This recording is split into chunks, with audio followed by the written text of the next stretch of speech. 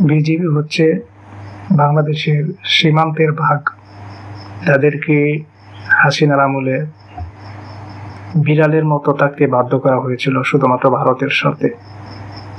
আর সে পলায়নের পর থেকে, বিশেষ করে রিসেন্টলি এখন আপনারা দেখতে পাচ্ছেন যে তাদের আসল যে ভাগের যে আসল শক্তিমত্তা, এটা আমরা দেখতে পাচ্ছি এখন।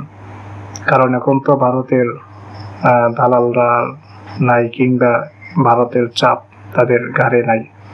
যদি কেউ নিজ থেকে দেশের স্বার্থে কোনো প্রতিবাদ সময় করতো, তাহলে হয়তো চাকরি যেত অথবা ভারতে গুম করা হতো।